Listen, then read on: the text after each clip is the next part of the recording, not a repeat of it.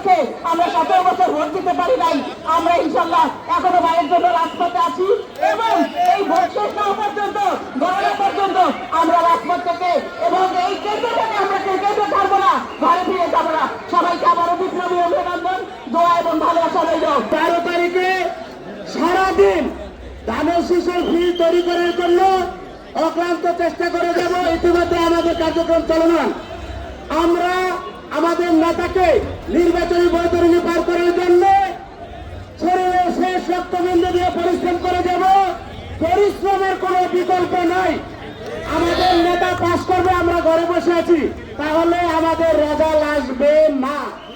আমাদের রাস্তায় থাকতে হবে, ঘরে ঘরে যেতে হবে, মুরব্বীদের কাছে যেতে হবে, মা বোনদের তালিকা করে ঘরে ঘরে পাঠাতে হবে।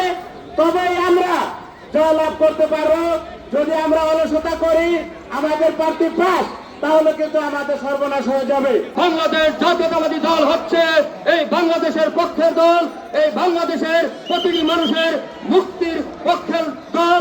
তাই আমরা দেখেছি একটি আল বদর আল শামস দল বাংলাদেশ জাতীয়তাবাদী দলের বিপক্ষে প্রচারণা করে তারাই বাংলাদেশের প্রতিটি মানুষের বিপক্ষে অবস্থান নিয়ে সামনের যে নির্বাচন, এই নির্বাচনকে বানচাল করার জন্য তারা ষড়যন্ত্র এখনো চালিয়ে যাচ্ছে। আমরা সকল উপস্থিত জনগণ জানিয়ে দিতে চাই, বাংলাদেশ জাতীয়তাবাদী দল সকল ষড়যন্ত্র মোকাবেলা করে 12 তারিখের নির্বাচনে ধানের শীষকে বিপুল ভোটে জয়লাভ করে আমরা প্রমাণ করে দেব বাংলাদেশ জাতীয়তাবাদী দলের পক্ষে বাংলাদেশের আপামর জনগণ এই জাতীয়তাবাদী দলের পক্ষে আছে।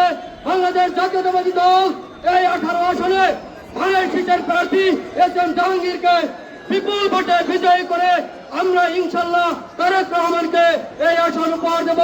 এবং আমরা শুধু উপহারই দেব না, সারা বাংলাদেশে যতগুলো আসন রয়েছে আমরা সর্বোচ্চ ভোটের ব্যবধানে বিজয়ী হয়ে আমরা এই খিলক্ষেত তথা 18 আসন চালিয়ে দেব।